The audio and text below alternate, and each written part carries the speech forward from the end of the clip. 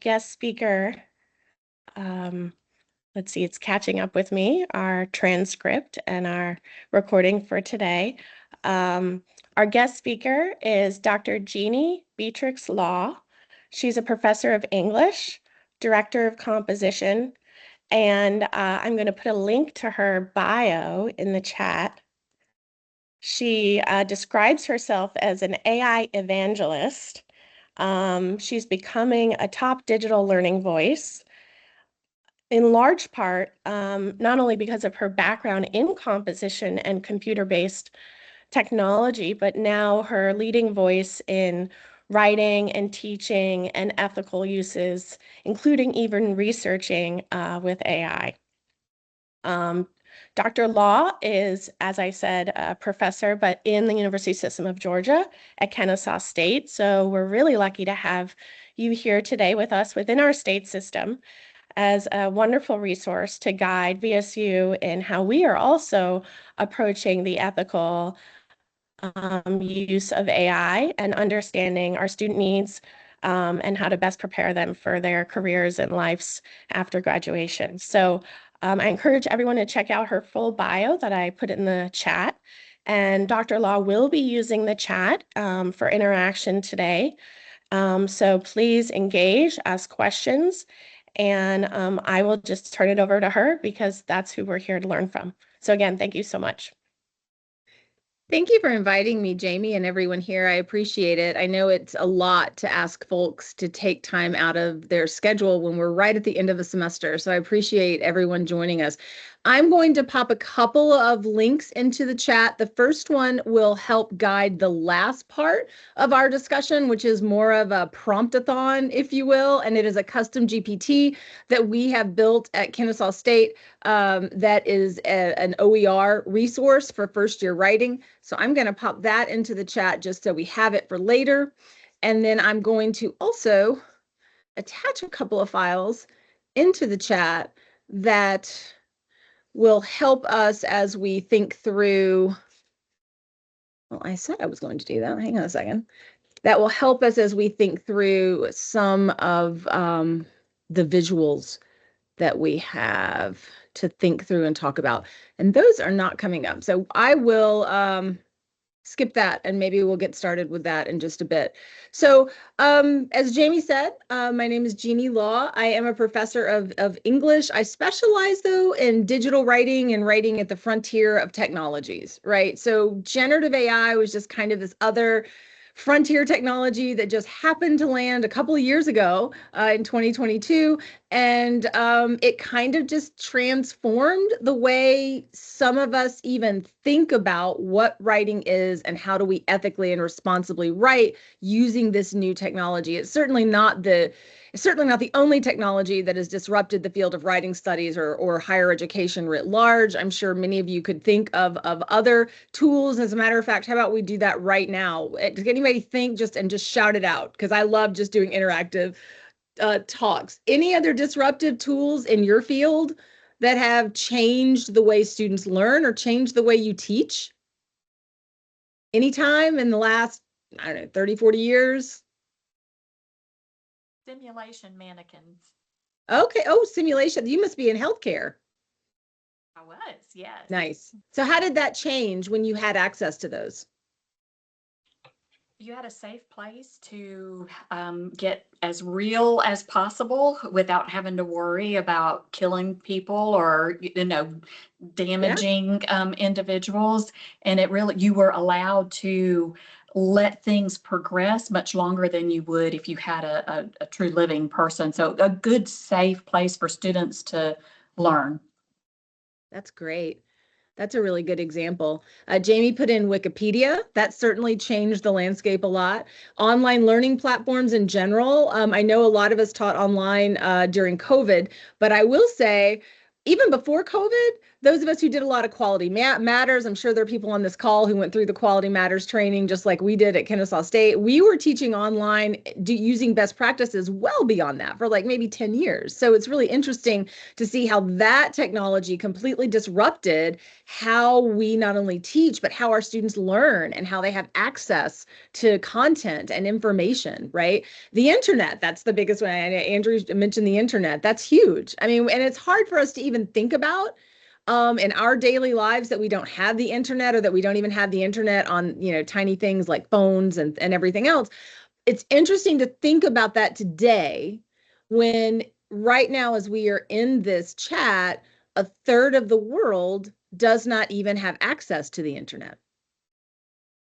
So when we start thinking about all of these technologies and how they're disrupting the way we teach and the way students learn in higher ed, I always like to kind of bring us back to this fact that we're thinking through this very much in a Western way, right? That we are thinking through how we're approaching this in ways that we think it's a really big deal and a huge deal, and maybe it's not like the biggest deal of ever. Social media, Britt put that in there. Absolutely. Social media has certainly transformed the way students learn. TikTok in particular, I think TikTok's going to outpace generative AI probably in terms of how students access it. My students are always on TikTok.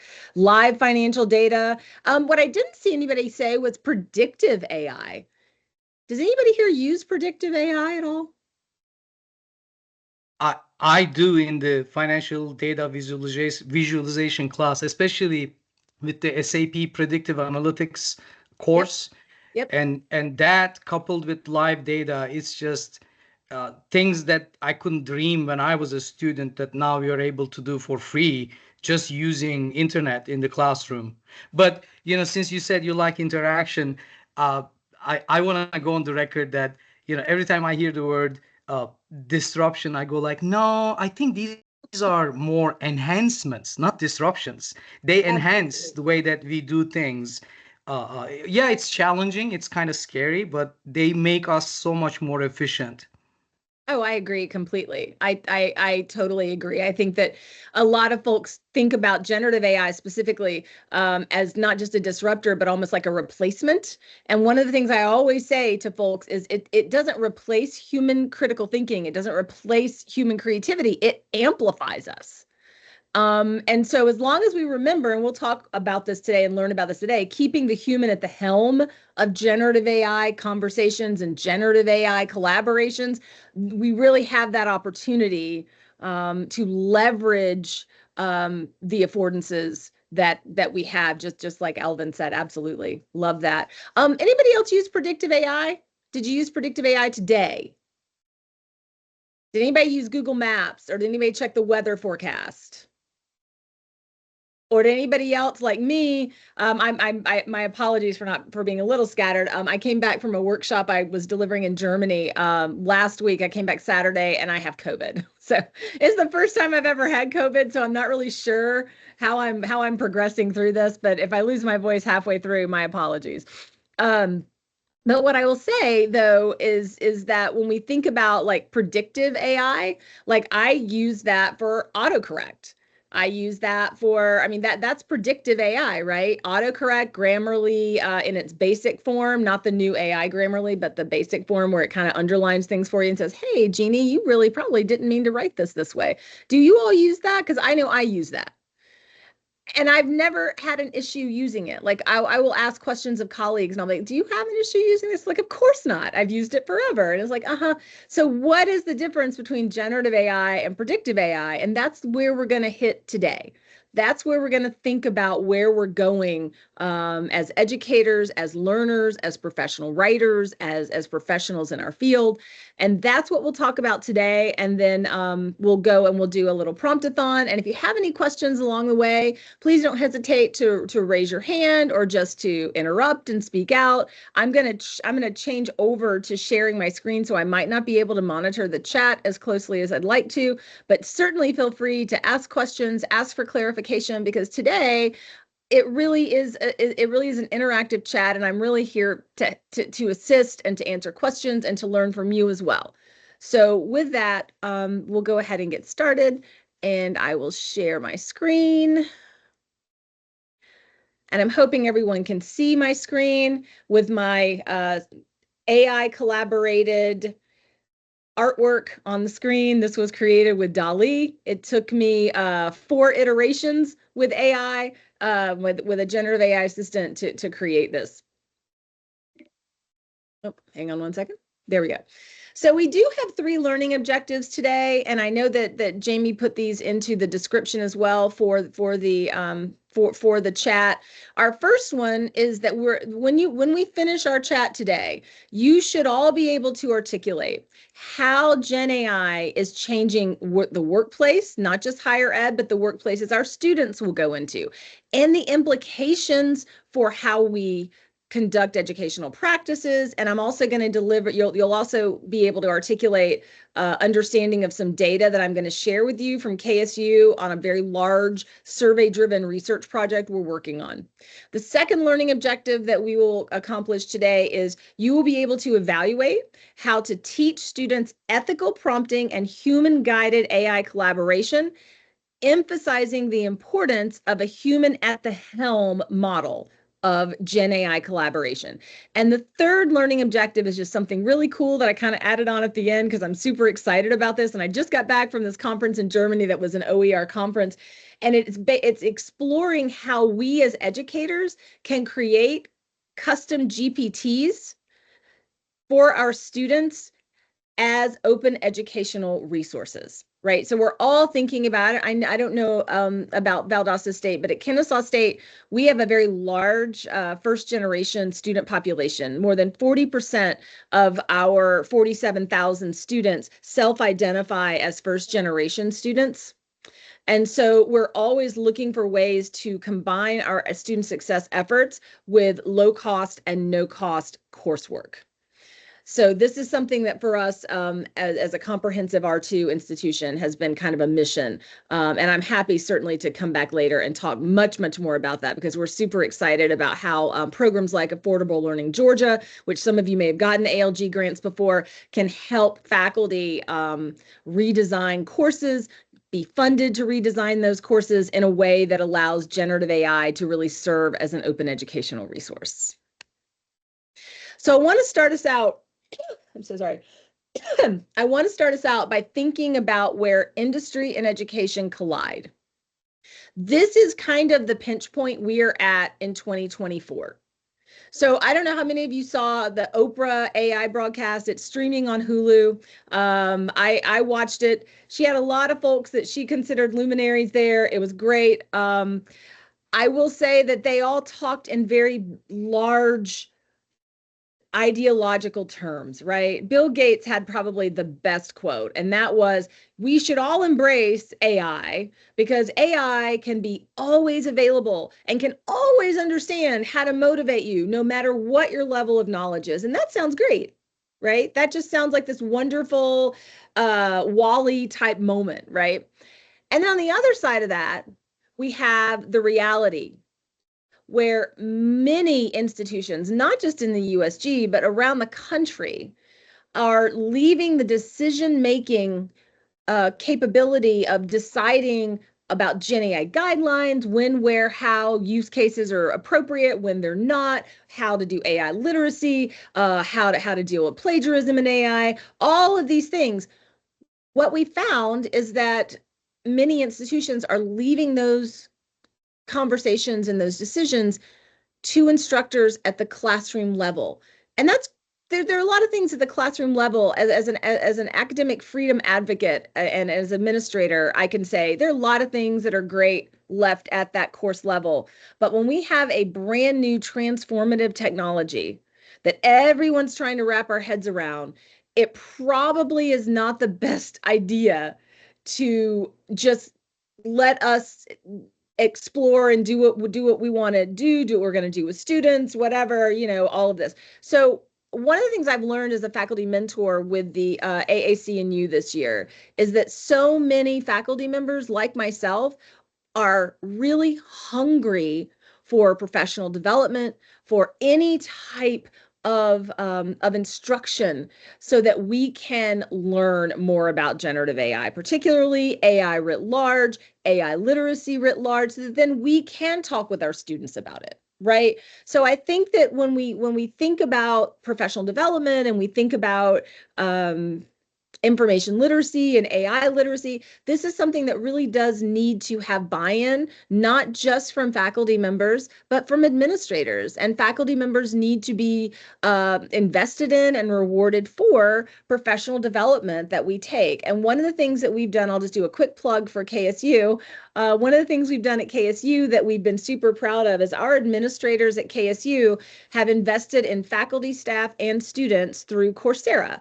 So they provided support for 3 faculty members, myself included, to develop 8 Coursera courses at varying levels of knowledge base about use cases for generative AI. And then they funded every student, every faculty member, and every staff member to take those classes, as well as other generative AI classes offered by Vanderbilt within Coursera. And so that really was something that we felt like was an amazing opportunity to get investment on behalf of administration into what we're looking at here, which is scaling our Gen AI literacy so that then we can, as experts in our fields, scale those to help our students learn and succeed in an AI-driven industry. I'll give us some key definitions for our talk, just for those of you who may want them for later.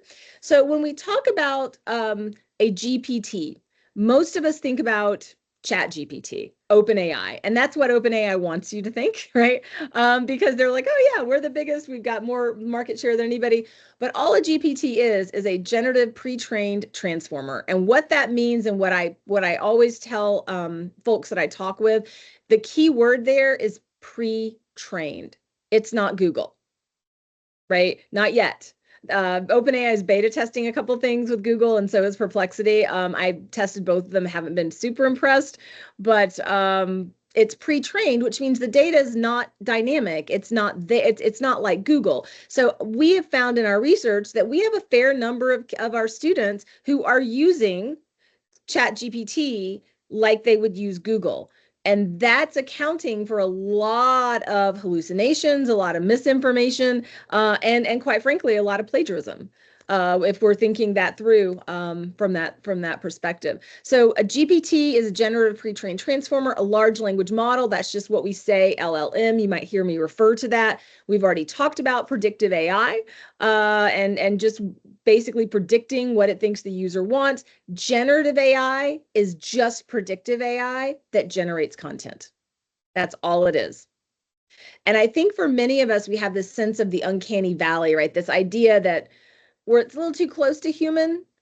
And it makes us feel a little weirded out when we think about generative AI generating content that looks so close to what humans could write. And the way we get to that ethical output is through prompt engineering. And at Kennesaw State, we have developed a prompt engineering method that I call the rhetorical prompt engineering method. It closely mirrors a post-process writing process.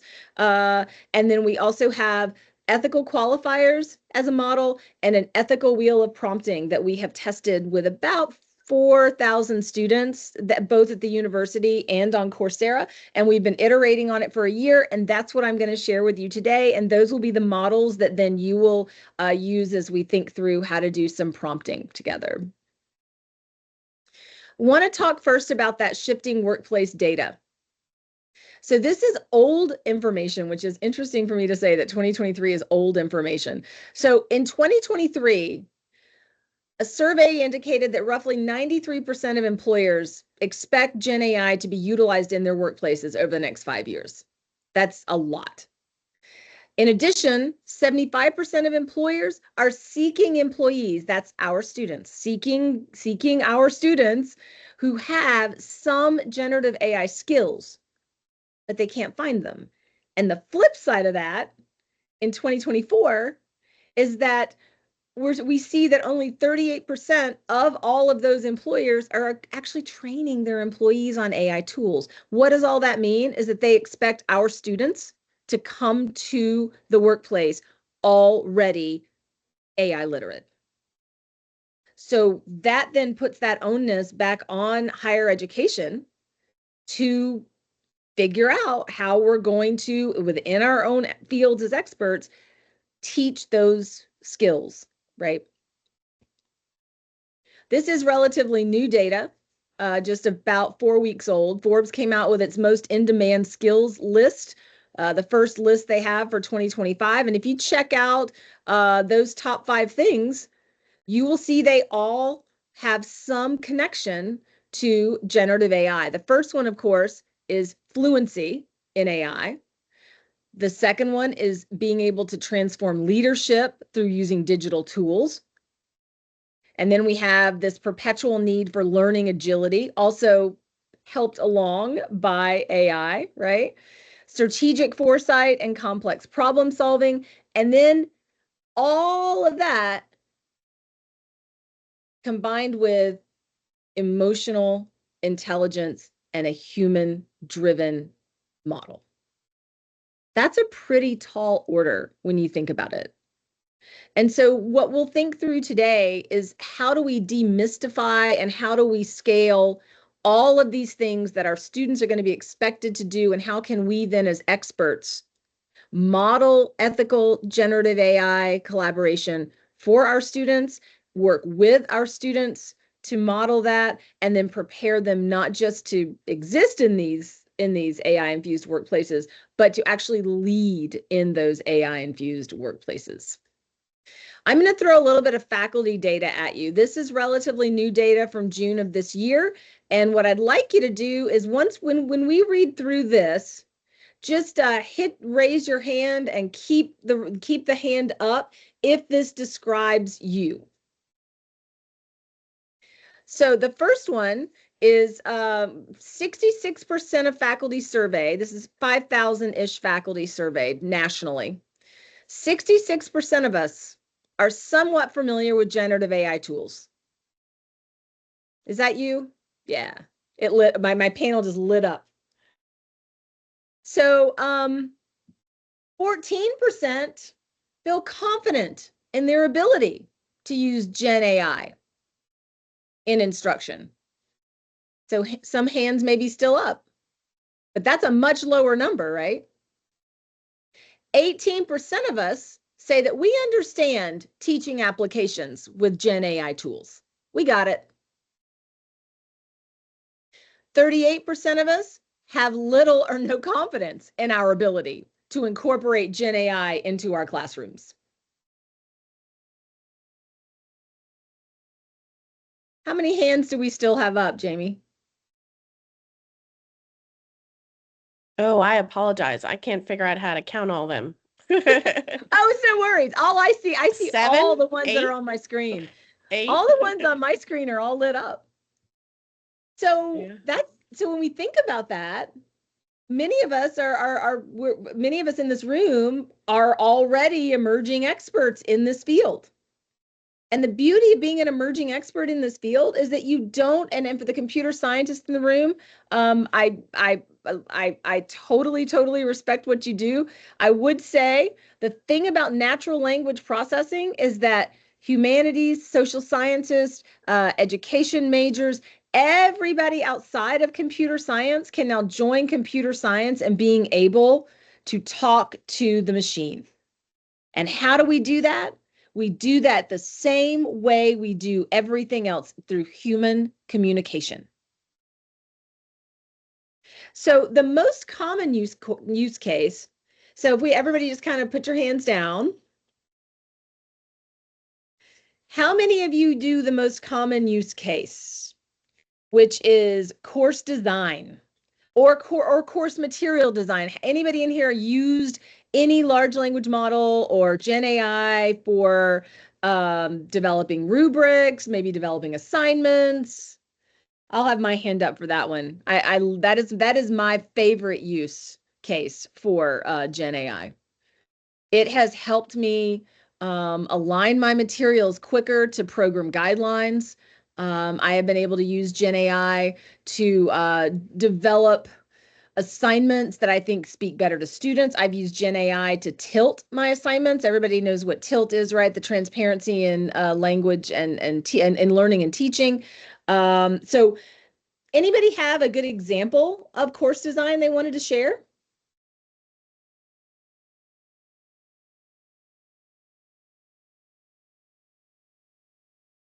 You don't have to, but you can if you want to. Or I can share another one. One of the things I did in my graduate class, I teach in our Master of Arts in Professional Writing. And so in that particular master's program, we have 3 tracks: a creative writing track, which is screenwriting and poetry and nonfiction and fiction. And then we have a composition rhetoric track, which is folks who want to teach writing. And then we also have the applied writing track, which is everybody else, right? They go into grant writing, nonprofit, government work, the gig economy. So in any given graduate class, there are many students who come from all 3 of those concentrations. So I have actually used ChatGPT to help me design assessments that can speak to those diverse student populations. And that has helped me scale my workload immensely. So I'm wondering if anybody else has found that to be the case, that using GPT as a course material design collaborator has helped you scale your workload when it comes to redesigning classes or redesigning content. Well, I've used it in research, basically asking them to come up with a fictional topic and see how the outline is generated by the ChatGPT. And when they have their real topic, they can follow that outline. Oh, wow. That's a great student-centered example. So you actually the students are actually in GPT doing the mock work, right? And then they spin that to the real world. I love that. Yes. That's a great idea.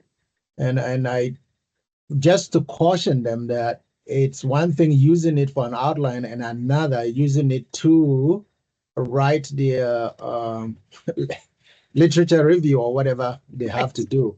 Right. But still, I still got about five of them doing that, and I had to call one of somebody break from the library to come and explain to us how the iteration, how to read through the plagiarism detective in terms of turning it in and how to interpret that, and that was very helpful. Nice. That's a wonderful use case. It really is. And what field are you in? I'm in health and physical education. So we teach coaches. Yeah. Mm-hmm. Nice. Mine is a little technical and it's a little shortcut for me.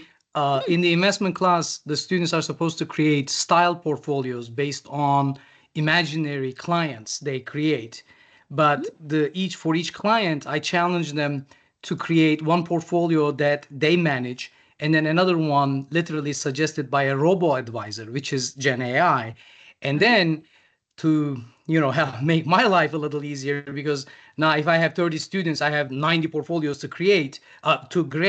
So what I do is I let ChatGPT actually classify the style portfolios against the matching portfolio of the client profiles. So ChatGPT with 90% accuracy tells me which students actually serve their clients well.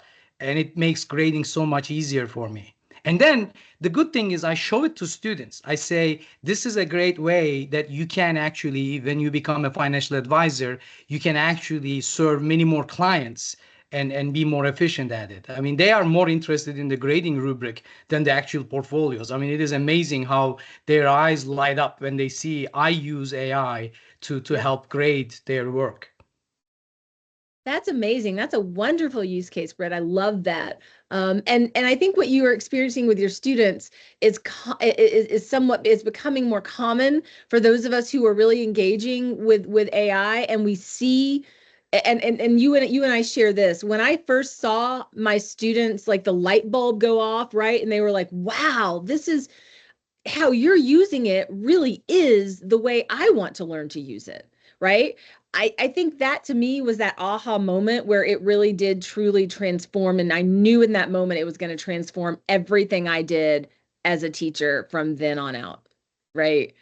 Um, and it's interesting in some of our data that I'll share in a minute, shows this from KSU too. Our first, we did several, we're doing several student surveys across the university on this, but the one we did with first year writers, we have about 9,000 students who come through English 1101, 1102 every year.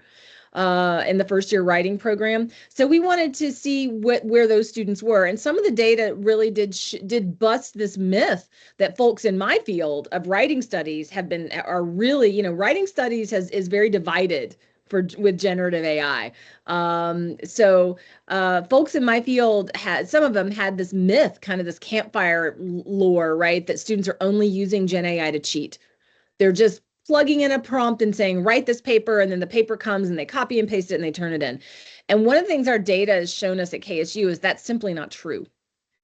Like Brit students, our students at KSU have very nuanced, excited, growth mindset thoughts when it comes to generative AI uses.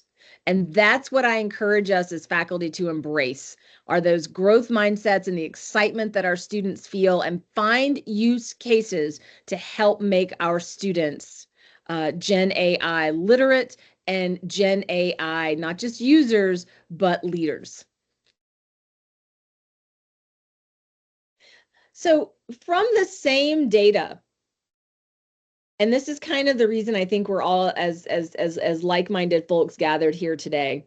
From that same data set, 38% of us expressed interest in learning that these were the top 3 use cases we wanted to learn. And that's interesting because it's not students learning, right? It's 38% of us said we really want to learn this. We want to be able to create tutorials and study guides for our students. We want to create visualizations for and case and models like you all were just talking about. We want to create assignments, syllabi, other course content.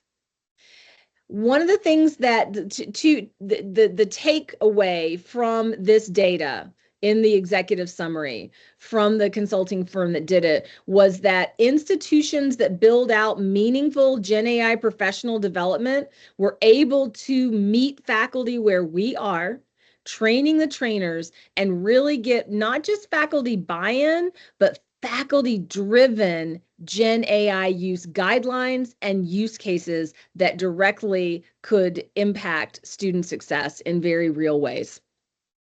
My take on this was that it's also not just administrative buy-in, but also funding and acknowledgement of faculty who want to do this type of work. Right now at KSU, we're talking about providing funding across the university for colleagues who want to redesign their courses to infuse AI use cases into their courses.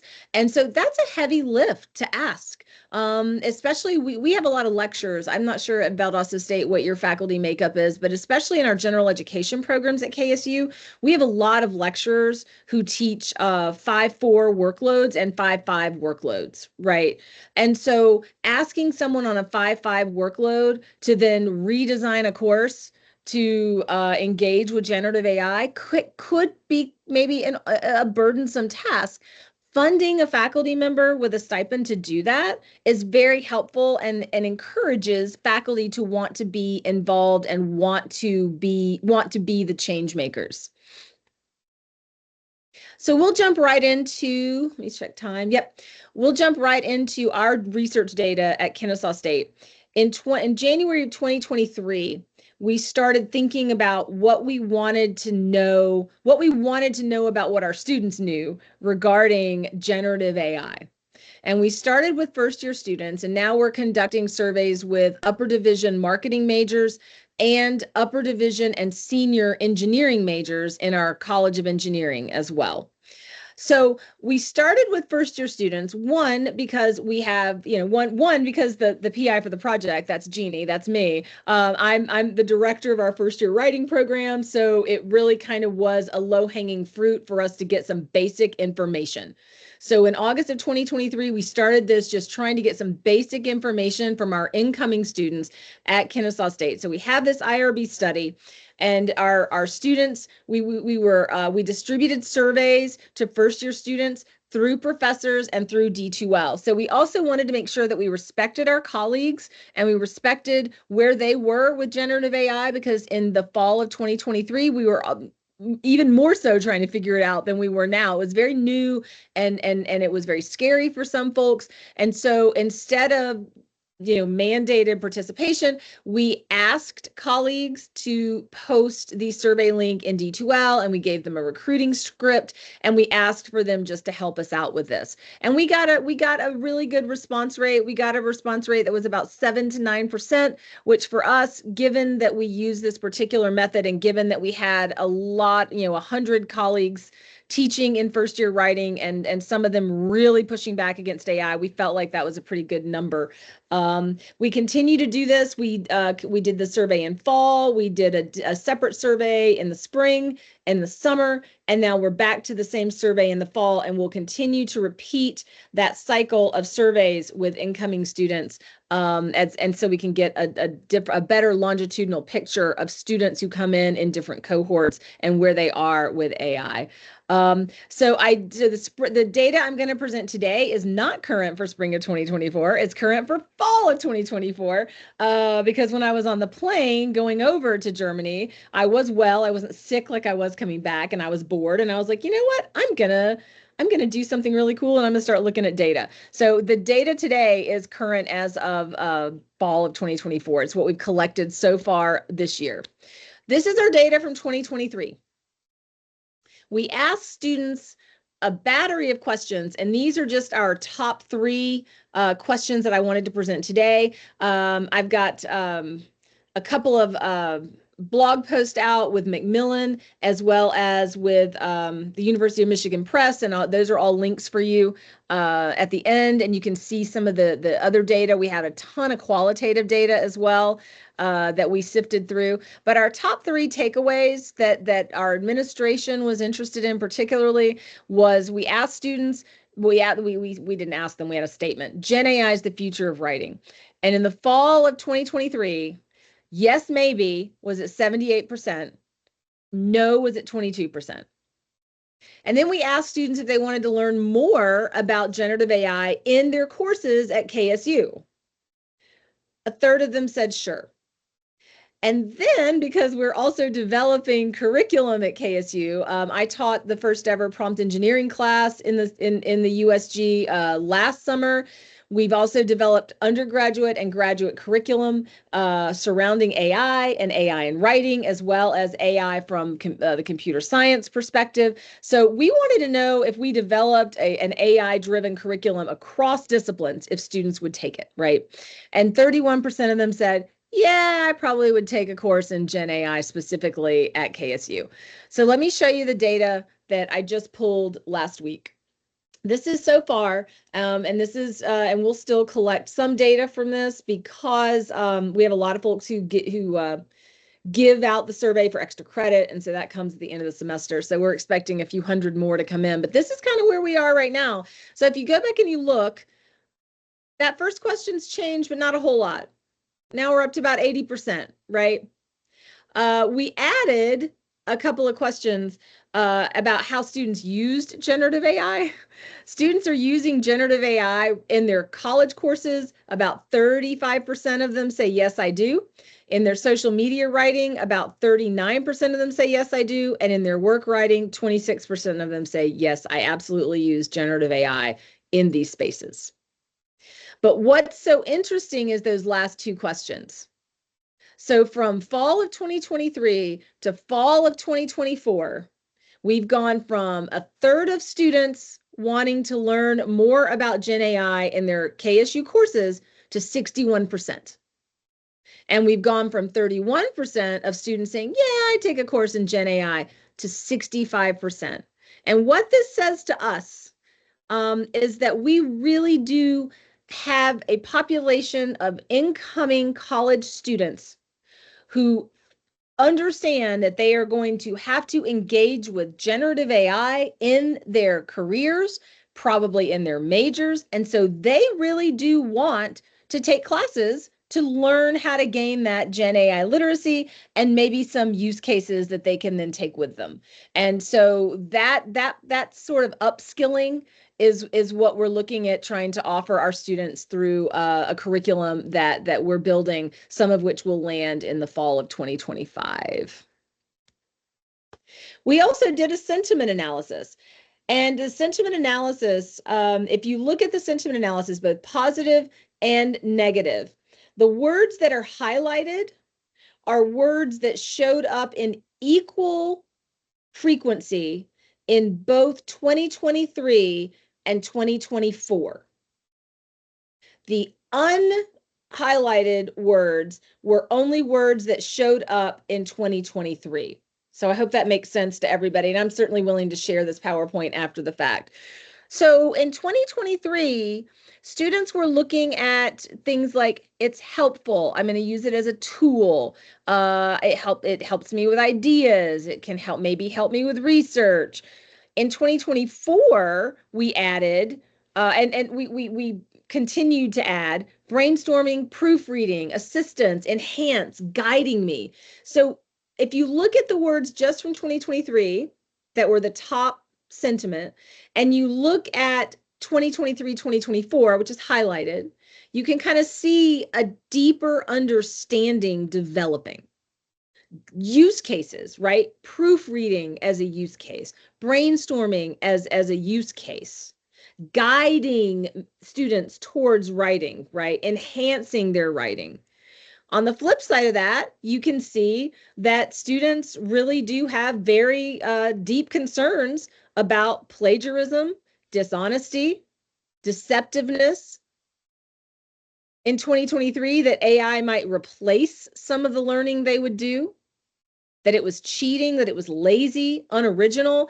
And the key word here, bypass, that showed up in both data sets, that word was followed almost always by bypass learning, bypass knowledge, bypass writing. And those items were coded as students feeling negatively about bypassing learning. And so for us, this really showed that our students want to engage with AI ethically, and that put that responsibility back on us as educators to say, okay, how do we do this? How do we use prompt engineering methods, which we've been using in our research? We've been doing a lot of stuff with prompt engineering since 2023, but now how do we scale this to help our students, particularly our general education students, engage with ethical prompt engineering, engage with ethical generative AI?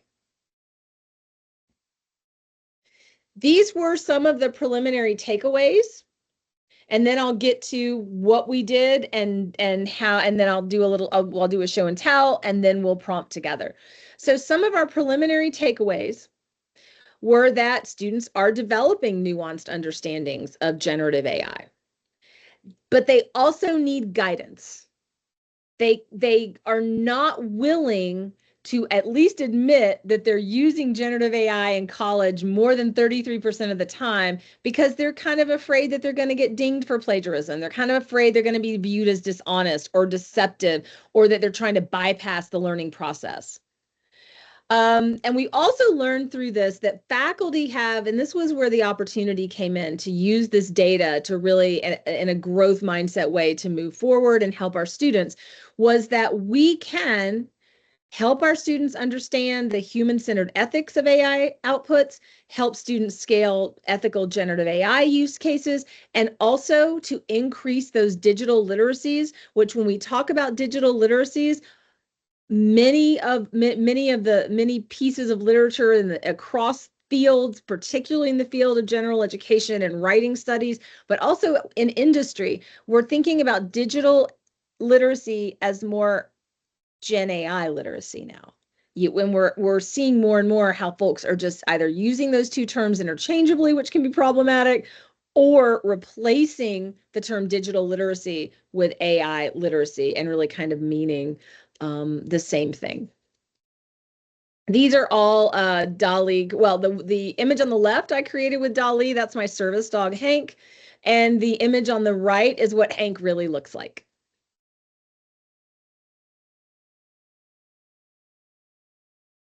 Okay, so what about our students? There's a great consulting firm called Hope Lab that does a lot of work with teens and teens coming into college. And what they found in their latest survey, which was from June of this year, was that 70% of students entering the university have used generative AI. Interestingly, Black and Latinx young people are significantly more likely to use Gen AI. In terms of AI literacy, more than 70% of students that were surveyed by Hope Lab were somewhat concerned about AI-powered misinformation, deep fakes, declines in critical thinking, creativity, cheating, and plagiarism.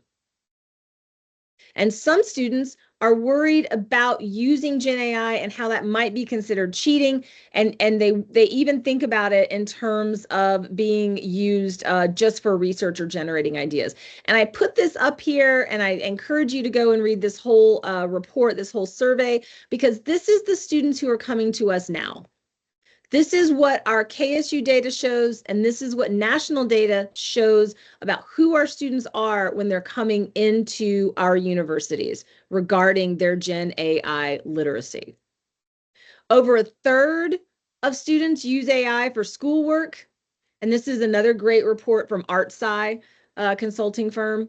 About a quarter of them use it to write essays or to complete assignments, which is also very interesting. Some of them are using it to alleviate boredom. And to my colleague who we were talking about, I think Kelly, who comes from World Languages, many of our students as a personal use are using generative AI for language translation. So that didn't fall under what they talked about for academic use. That fell under students responding for personal use. So we're going to think through this model I'm about to show you as use case ethical generative AI. It is a human-centered ethical model based off of responsible use. So that's going to be how we frame things with prompt engineering. That does not mean that I want to negate other ethical issues with generative AI, especially power consumption and training protocols, where we have, a lot of folks in the global South end up training generative AI and being exposed to everything that training goes with. So I don't want to negate those very large ethical issues. But for prompt engineering and for educational use cases, I want us to focus today on a human-centered model. And that's kind of where I've come from and how I've framed this today, is this human-centered model of responsible AI use. And here's some things we want to think about, right? We want to think about the human at the helm solutions. With AI, with generative AI, growing exponentially, I would submit to you all that it's not enough for us to be the human in the loop anymore. I think last year, a lot of us really were thinking about human in the loop. As long as you keep the human in the loop, it's ethical generative AI output, right?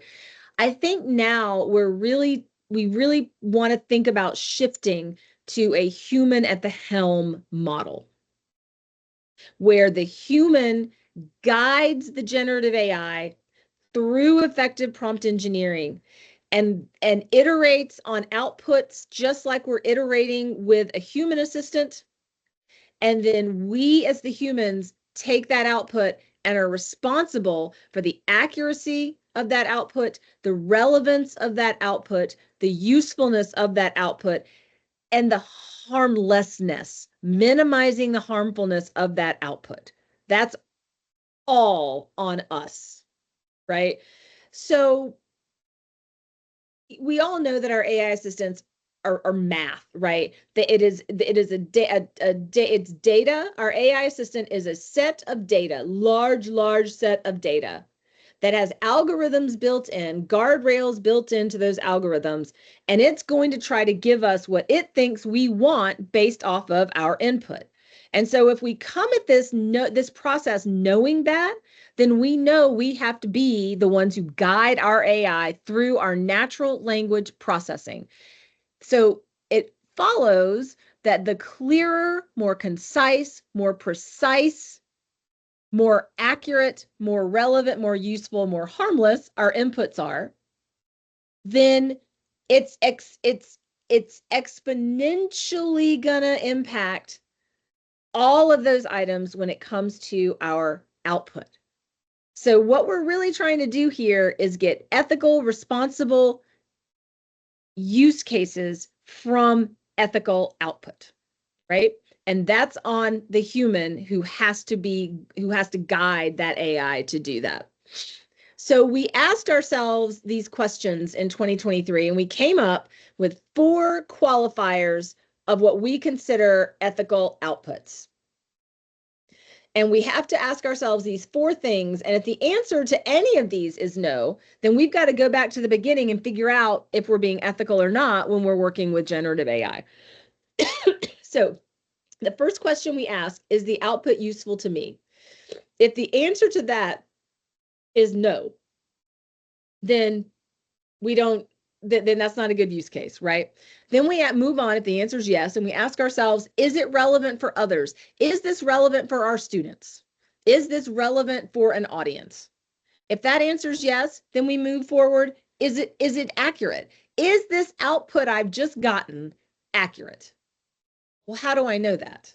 Well, I have to be responsible to figure out that maybe did I put the facts in? Do I know the facts that I put into my prompt? Are they accurate? If I didn't, and I'm looking at facts and figures and things that came out of generative AI that I didn't put in, I've got to then go triangulate those and make sure that those are accurate, right? And then the last question, of course, is this output relatively harmless? And when we think of harmlessness, most of us are going directly to deep fakes. We're going to, I think one of my colleagues said this in the chat, social media, right? We're going to all these places where we know misinformation, deep fakes exist. That certainly is a case of harmfulness, right? Of course, it is the human that decided to use it. It wasn't the AI that put it out there by itself. It was a human somewhere that said, yes, I'm going to make a deep fake and use it. That aside, I would say that harmlessness can also be in a professional setting when we're talking about writing an email or writing a meeting agenda or meeting minutes and anonymizing participants in those minutes. If we are summarizing class notes or meetings with students, and we want to make sure that we don't have student names or student ID numbers or things like that that are FERPA violations, right? In any output, regardless of how we're putting it together, right? So we have to figure these 4 things out, and we each as humans have to decide if we're okay with an output once we decide to use it. So then we turn this into the ethical wheel of prompting, where we asked ourselves, did I read my own input? Because what we found is that many of our folks we were testing this with weren't reading their own input. We type so quickly. I'm guilty of it as well. We type, and off it goes. But I really need to work on reading my own input and making sure I'm being clear before I send that out into a Gen AI assistant to give me output. Then I have to ask myself, did I read the output? There's a great story that many of you have probably heard happened in early days for AI. It was May of 2023. There was a news report. I forget where I read this. It was New York Times, but I forget what day it was. There's an attorney in Connecticut who was like, I am going to so use Gen AI to not have to do as much work as I need to do. So he was due in court and he had legal briefs to do. And so he just typed in a prompt and said, hey, I need you to help me write this legal prompt on this case, please and thank you. And then he got an output. And then he copied and pasted that output and put it into the right format. And then he printed it off and he took it to court and he presented it to the judge, fully confident that his Gen AI assistant had done all this work for him and it was going to be so great. And the judge looked at it and the judge was like, yeah, these precedents you've cited, they don't exist. They're not real. And it was really interesting because then, not interesting, but I mean, the poor guy was disbarred. It was this whole big deal. But that to me is kind of an interesting example of not reading or editing the output. And when I share this example with my students, I ask them, whose fault is that? Like I literally ask it just like that. So I'll ask you all as colleagues the same thing. Whose fault is that? If the output is wrong and you use it anyway?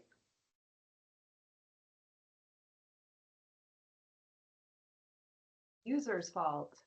Yeah, it's my fault. I'm the user. Yeah, it's my fault. That's kind of, and so when I have students say, well, I've heard AI hallucinates a lot. I've heard it gives a lot of bad information. I'm like, yeah, but what do you do with that information? It gives you information and the information doesn't really become bad information until you just decide not to read it, not to edit it, not to look at it at all, and just copy and paste it and turn it in. And that's kind of that's kind of why we developed this wheel, because we had our students who were helping us test this having to ask themselves these questions, right? And then checking the output for all 4 of those qualifiers. The last thing I'm going to throw at you before we prompt is this method. This is the method that we iterated on. We've been iterating on it at KSU since January. It should look familiar to anyone who has ever had a writing class or who teaches writing, because it basically is a post-process writing protocol that is recursive, meaning you go back and forth and you loop back and forth. The difference is, what we have found through our testing, in order to get the most accurate, relevant, useful, harmless outputs from AI assistants, we have to explicitly write in the prompt each of these pieces. So when I am asking an AI assistant to help me with something, I have to go through this process and I have to make sure that I am articulating every single bit of this process in order to get the best output. The best of the best outputs come when I actually put my own facts in and I tell it the context. The 2 parts of the method that most of our testers missed on the first attempt with working with an AI assistant was tone and audience. Like actually telling your AI assistant, please write this for a homeowners association meeting. Please write this for an academic audience. Please write this please write this in an official tone, a friendly tone, a funny tone, whatever that is. We just tend to think it instead of writing it. So all of these things that I'm showing you on screen now would go into your prompt when you're trying to prompt for something. And that is how we have found that we're getting the best output and the most ethical output. And we've been testing this since 2023, and we've changed it a lot. And the next time you see it, it will probably also be a little different because we continue to iterate on it as we continue to test it, both on Coursera and as well as at the university with colleagues and with students. So let's do some prompting. I popped that custom GPT for OpenStax OER into the chat. at the beginning of our time together, and we've got about 30 minutes or so to play around with that. If you're interested, I've also developed a custom GPT for an archive. I have an oral history archive project that I've been working on since 2017, and I've been working with elders in the community here in Atlanta to take that archive, that oral history archive, and put it into a GPT, all of the transcripts from all the oral history, so that students can engage with the oral histories that way as well. And I've also developed a custom GPT for first-year writing instructors that are aligned to all of our national and state and university writing standards, so that when somebody develops an assignment, they know that it's all aligned. And there's also, you can also tilt your assignments in there. So I'm going to stop sharing now and go directly into the GPT, and I welcome you to do so as well. I will pop this into the chat again for folks who joined us after that, after I popped it in the first time. So you do not have to have a paid account to access this. You do have to have a paid account at this moment to create a custom GPT, but not to access one. So if you want to play along, or if you just want to watch me do it, that's totally fine as well. So what we did in trying to respond to student success needs, right, is we took a currently existing English 1101, 1102 textbook that is an open educational resource.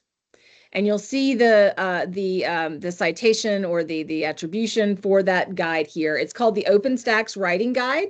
I don't know if anybody here has used that writing guide, but what we did is this was, and let me give you just some context for the last time I used this, which is very, very interesting. So the last time I used this was this semester, and as some of you in the room probably know, teaching in gen ed, we have a lot of part-timers, and sometimes those part-timers don't make it through the semester. So in this particular case, I had a part-timer who made it through week 6 and just decided to quit, and had not taught anything and had not had any content in D2L, and just kind of decided, well, I'm done. So I took over the class, and I said, all right, so we've got this class. There's no textbook. We haven't learned anything. It's English 1102. So we had a lot of students who had tested in and who were really, kids who really wanted to learn, right? So it's like, all right, what do we do? So I said, we're going to use an OER resource. I don't want y'all having to pay for anything, especially after the experience you all have had the last 6 weeks. So I uploaded the PDF of the OpenStax Writing Guide Assistant into our D2L. And then I said, here's what else we're going to do. I've got this really cool custom GPT, and we're going to engage with the textbook and with learning how to write with this custom GPT. So from the first day I was with those students, we learned the prompt engineering method, and we learned how to talk to our AI assistant using this custom GPT. So as you can imagine, the questions that you could ask us, or the questions that students might ask. How do I start an analysis essay? Can you please explain chapter 3 to me in a summary? And what I can show you is how I made this super, super easy. Anyone, look, if I can do it and I don't know how to code, anybody can make this. You just create this, you say, I'm going to create a custom GPT. This pops up. I've got the description. I give it very clear instructions, just like I'm prompting. These are all my prompts here, all the instructions that I gave to the GPT. I told the GPT it was a tutor trained to help students with their writing questions. And then I gave it very clear instructions on how to answer students and how to engage with students until the students tell these students tell it, thanks, I'm finished. Right? So these are just very simple natural language instructions that I just wrote up. And then I gave it a knowledge base. You can upload up to 50 files into a custom GPT. GPT likes PDFs and Word docs. It really likes PDFs the best. You can't do images or things like that yet. But what we did, my graduate research assistant and I divided up each chapter of the text to chunk out the data. Because when we first developed this GPT last spring, what we realized is if you just upload the book, it's not going to give you as accurate, and it's going to be accurate information, but it's not as intuitive for the GPT to point students exactly where they need to go. And we found that in our testing. So what we decided to do was to chunk out the data in GPT understandable chunks. So we chunked it out by unit and we chunked it out by chapter. So that's all we did. We also took it offline, so it's not enabled by the web. So when students are engaging with this, they're not connected to the web. We also disabled DALL-E. We kept code interpreter and data analysis because it would allow GPT to analyze anything that students uploaded. Like if they uploaded a draft or they uploaded guidelines, it would allow that. So that said, I created a few conversation, spent about 50 or 60 hours working through and training, things like that. And then we just work with our students to engage with it. So if I'm a student,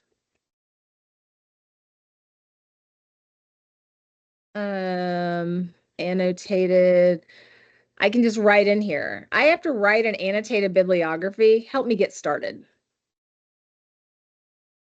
The only data that this is going to pull from will be from the actual chapter of the book.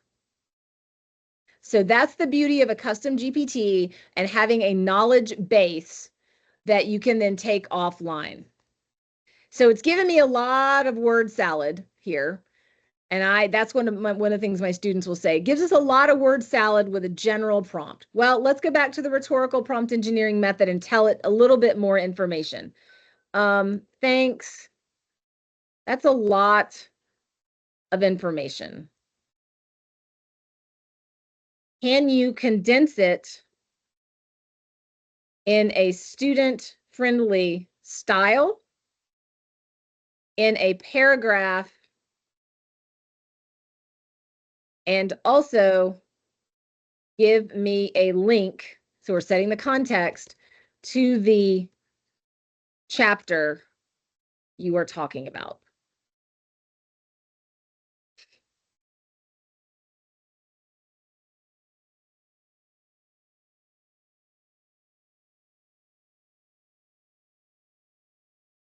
So it's going to do that. It's going to put it in a more student-friendly tone, style, and it's going to say, hey, check out chapter 14 of the writing guide for examples, and you can access it here. So it's also going to give the student links to get to the knowledge base. So this is basically an interactive, searchable textbook with a tutor attached that can help a student go from start to middle to ending with the writing process. And this is, of course, specific for a writing classroom. And one of the things I programmed it to do as well, not programmed it, one of the things I asked it to do using only the instructions, which is, again, is just my natural language, it always asks the students to go deeper. So it's going to ask the students a question. And one of the things that we talked about this, we went over this in class, we learned how to do this in class so that when the students were on their own, they already knew what to do. But when we went through this during class together, I would often upload a copy of my lecture notes, which came from this textbook. And then we would talk through how to get the parts the students didn't understand from the lecture out of the textbook custom GPT.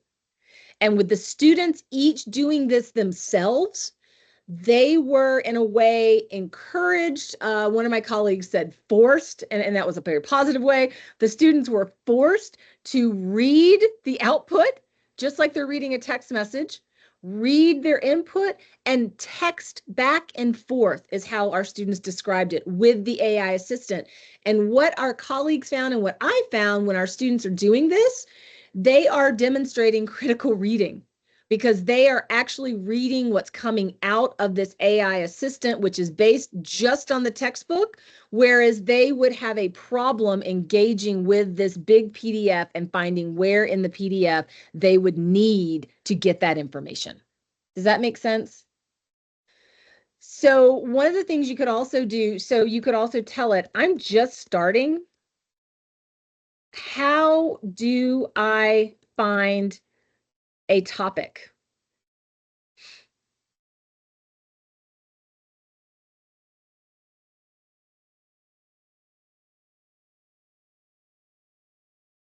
And it's going to give me output for that.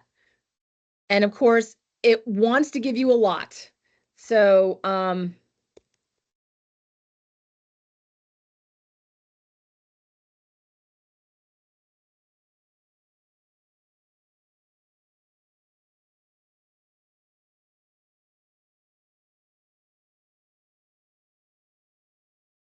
then it condenses it and makes it simple. What if I already had a topic, right?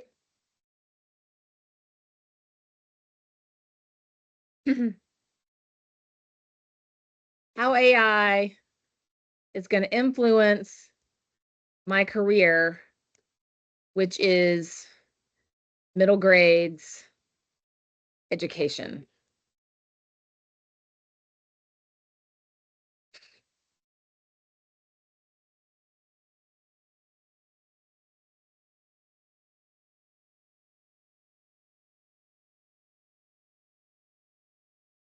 And then it's going to give me, and one of the things that this, because it's a textbook and it's a custom GPT based off a textbook, it's also going to have, because it's a first year writing handbook, basically, right? It's going to have citation capabilities. So it's one of the things I talk to my students about. It's not always going to be 100% accurate. Again, read it, edit it, and then do the output. But it's going to get you started on how to do citations for your work as well. So one of the things I have my students do is we write an annotated bibliography, and using their annotated bibliography drafts, each student will attach their annotated bibliography draft and ask ChatGPT, this particular custom GPT, for 3 recommendations on how to improve it and 3 kudos that they did really well based on the knowledge set. And so they get really good feedback, and they get, hey, here's how you need to fix stuff, right? And so I've also had students who put their entire works cited page from a final research paper into this custom GPT and ask it for recommendations on how to fix it, or ask it to fix it. And then they take that, they look at it, they will either peer review it, or they will take it to the writing center, and then they will have, a set of 3 eyes basically looking at their work so that they turn in the best possible work they can. Does anybody have anything else they wanted to try with this custom GPT?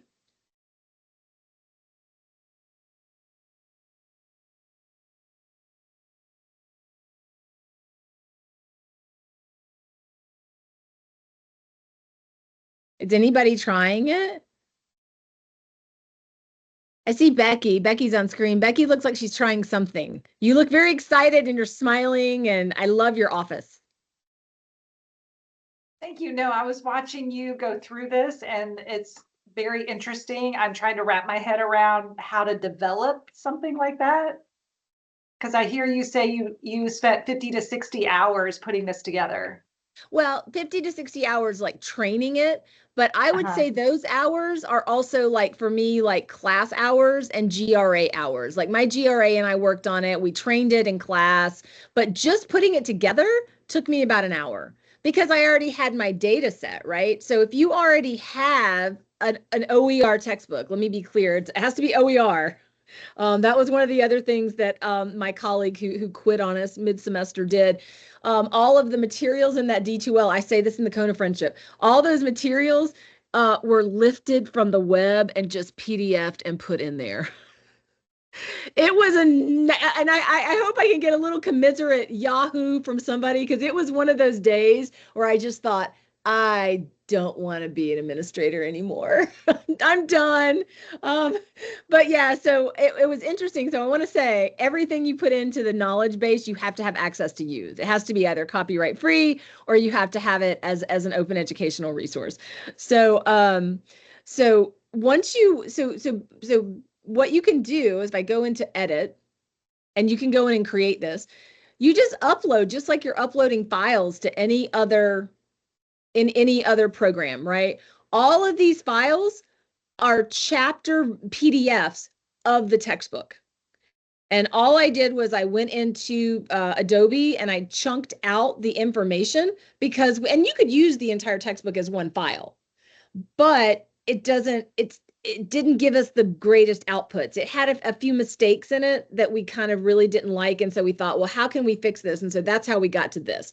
But you can upload as many as 50 files. If you wanted to upload assignment templates, if you wanted to upload curriculum that you had developed and asking, students to engage with that, you could certainly just upload those and go with it and train it. The Yeah, only advice, yeah, sure. when you said 50, 60 hours, I was going like, for those of us who still have textbooks by publishers, many Yeah. of them, like for example, I work with McGraw-Hill. They Yeah. already have in their platform, they already Mhm. have this Mhm. ready to use, not only Mhm. for assessment, but also for staggered homework buildup, if that makes any Yes, sense. they So do. you can create like literally like a labyrinth so Yes. that students have to solve one problem and then go to the next one. And it is really creative. It's right now, and you're absolutely right. The first time they did it, they uploaded the whole book, and Yeah. because of the repetitions in the chapters, Yep. the AI was making mistakes. Oh, So yeah. now they are dividing. I'm so glad that you found it on your own. They are now dividing it into not modules but chapters and Mhm. restricting AI so that the students actually have to go read through this thing. So Right. in a way, we are using technology to push them to actually sit down and read the textbook, and I love it. Yes, I do too. I love it. I mean, they're actually reading, and that's one of the things we always hear. Our students aren't critically reading, and I really do believe that. I think that reading on your phone or texting or having everything immediately available to you. And my son is 24, so I can totally say that from a personal perspective. He does not read a book. I cannot tell you the last time that kid has read a book, but he engages with AI all the time. He uses AI. He's at the Proton Center at Emory, and he uses AI when they're doing all kinds of like medical experiments and things like that. But kids today don't necessarily read like we read when we were, in university or in high school or whatever. But they will read an AI response. I love that. And I know that McGraw-Hill's doing some stuff. I know that Macmillan is doing some great stuff with Achieve. We've used Achieve in some of our testing for low-cost courses. If you have the availability to or the desire to think about creating open educational resources, there are resources to get funded to do that. Affordable Learning Georgia, which I'm sure many of you are familiar with, is the ALG grants. If you're not, I know Jamie's familiar with those, and she could get you the information for those. We at Kennesaw State are always applying for those grants, and most of the time we get them. Those are really good grants that actually pay faculty to create open educational resources. So if you wanted to, from scratch, create an OER textbook and then just put it into a custom GPT, you could totally do that. Or if you just wanted to create a custom textbook, you could totally do that as well. I know the funding is up to $30,000 for transformative grants for faculty all across the USG to develop free and low cost course materials for students. So that's kind of where I come from on that. I did a lot of work with Macmillan, and I still write for Macmillan some, but I've kind of become an OER convert in the last several years, thanks to a couple of my colleagues who were champions of it at KSU. Especially with our students being first generation, and many of our students, I don't know if this is true at Valdosta State, but many of our students, even in our grad programs, work full-time jobs. and are responsible for their own, 88% of our students at KSU are Pell Grant eligible, which is an insane number to me. So one of the things I always like to try to keep those course costs down for them. So that's one less thing they have to worry about. I know that's not always possible, but if you're interested in trying to maybe make it possible, the state does fund teams of professors to do this. It's a really good program. Anybody else in here an ALG recipient? Well, I put the link in the chat, Jeannie, cool. for everyone to see. Cool. So I believe March is the next deadline for ALG, and it's a system-wide grants program. And you can get paid during the summer. You can get a stipend paid during the year because it's considered an internal grant. So there are a lot of ways that the USG can help us develop these types of resources. And it doesn't always have to be GPT or any other large language model. It literally could be you just want to write a textbook that is free for your students to use. That was a really good, I love that. And I love that publishers are doing this. Macmillan has done a really good job with a lot of the inclusive language, especially, which I was very concerned about at first, but I think they've really done a great job growing, just sounds like McGraw-Hill has as well, growing those generative AI, growing, I guess, the technology so that it's not as, doesn't have as many hallucinations or as much bias, which is really good. I can show you all another really quick, easy GPT that is still in beta. Do I have any engineering colleagues in the audience today? Or other STEM colleagues?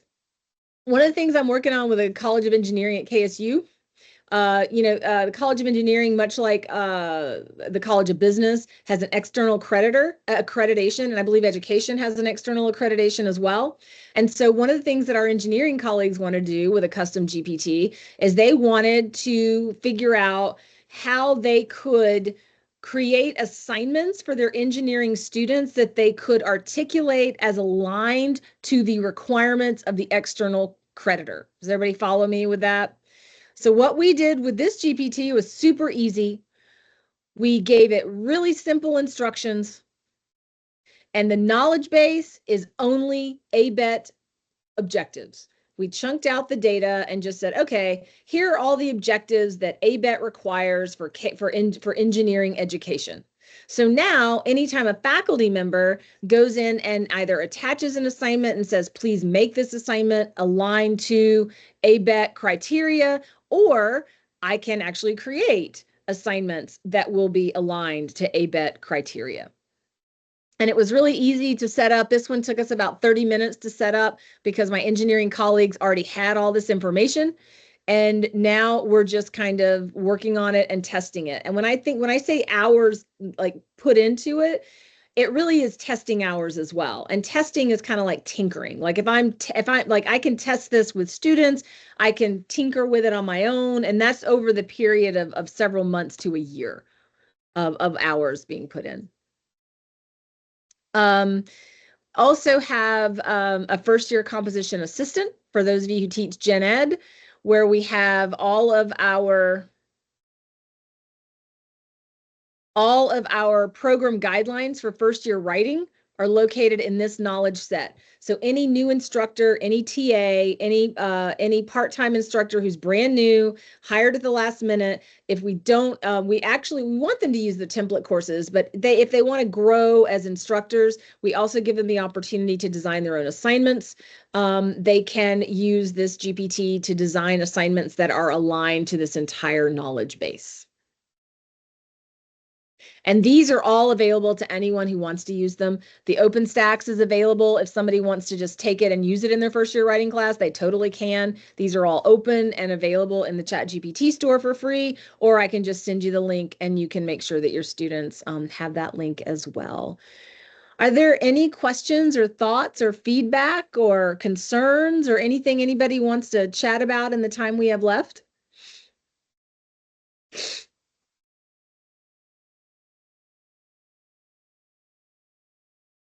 I'm curious about something.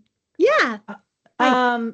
So this is super exciting for me. I teach first year composition, Oh, and cool. actually next semester is my last semester. I get to retire, but Oh, congratulations. I thank you. So I was just looking at the Chat GPT upgraded version, and it's $20 a month. Does that sound right? Yep. Okay, so we would be paying for that on our own. But once we Yep. build it, the students can access it for free because For we free. built it. Got Right. it. Okay, I just wanted to make Yep. sure I understood that. Absolutely. And that's kind of one of the things that if you're thinking about redesigning, and the Affordable Learning Georgia loves to fund first year writing, first year math, all gen ed courses, because the way they are sustainable in their funding is they have these reports they do every year about how much money they've saved students, right? And that's a really big selling point to the system office to continue to fund this. So they love to fund projects that have the most cost savings. So you see a lot of funding in English 1101, 1102, and math and world literature. But you could actually, if a team applied for funding, you could actually have the GPT subscription to build this as part of your funding. Ah, perfect. Right. That makes sense. Yeah. Cool. And so, yeah, so that's what a couple of our colleagues did is they built that in just like you would build in soft chalk or any other licensing, you can build in that as well. I will say I don't know about y'all, but at KSU, we're using a version of Microsoft. Some of us are using a version of Microsoft Copilot. I know that we're all being encouraged to do that. And as a good state employee, I want to be able to use that and say, yes, I use it. At KSU, we don't have the really good version though. We have kind of the version under pro. So I can't create anything with it. I can't, it's kind of like the Yugo model of it. And I'm just like, yeah. So we have permission to use GPT or any other, any other thing we're using.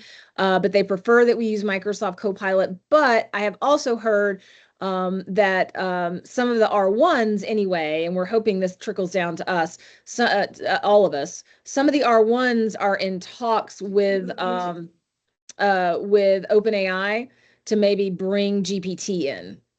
Just like they did at Arizona State. And so, yeah, I would love that because you get all of the features that we don't get with Copilot, and Copilot is super expensive. And we're just not getting a whole lot out of it. So yeah, fun stuff. Congrats on your retirement. Thank you. Woohoo. Andrew, you had your hand up?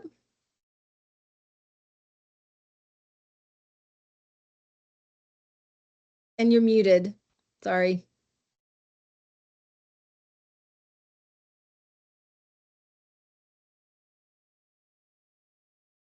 Andrew, do you want to unmute, or was that a hand from before? Oh, he just wrote in the chat. Looks like his mic isn't working. Oh no, I know. Toggle over to the chat. We are a couple minutes almost at time. Yeah. So Jeannie, I don't know if Andrew, do you want to try again? He keeps raising his hand, so I'm not sure. Maybe not. Andrew's in our IT office, so I wasn't sure if he had a question about Copilot, given you were just talking about that since we just rolled that out here. But Andrew, I said what I said in the cone of friendship, buddy. That's okay. Do not go back and tell our CIO I said that. I use Copilot just like I'm a good employee. That's okay. Well, we're Sorry, looking into... finally found my microphone there. Oh, great. Oh, You go cool. ahead. Teams had very much hit it. I totally understand. And to add context, Microsoft does make Copilot very, very expensive in some regards.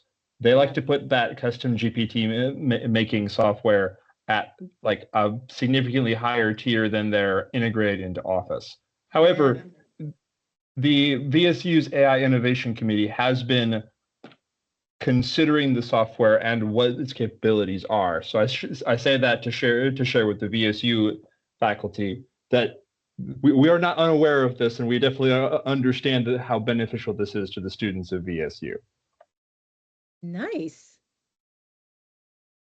That's very cool. I'm gonna come teach at VSU then. That's amazing. All right, yeah, that's find a place for me in English. But I wanted to thank you again for hosting me. And if you want to connect on LinkedIn, I have a pretty robust LinkedIn presence, and I post a lot, I write a lot, I repost a lot of people much smarter than me, and just kind of keep up. Would love to connect, and also happy to chat in that space as well. Yeah, Dr. Law, I just want to thank you again on behalf of VSU, and also thank our provost for inviting you and sponsoring you to give this guest talk workshop today that went in a lot of different directions. So I think it will open up a lot more conversations that we've already begun and take them in new ways. You can thank the COVID for that, many different directions. I'm still kind of, it's an odd, those of you who had COVID maybe know, this is my first time having it. It's just this odd feeling that I'm not quite here. Yeah, no, it's okay. As I told you, I'm getting over a cold too. So end of the semester too. Yes. But I wanted to let everyone know that we will have this recording uploaded in our Blazeview 101 training database for any of y'all to access later or let our colleagues know. And Jeannie, would you mind sharing your PowerPoint with me afterwards so I could upload that along with the recording? So again, I want to thank everyone today, and let me go ahead and stop the recording.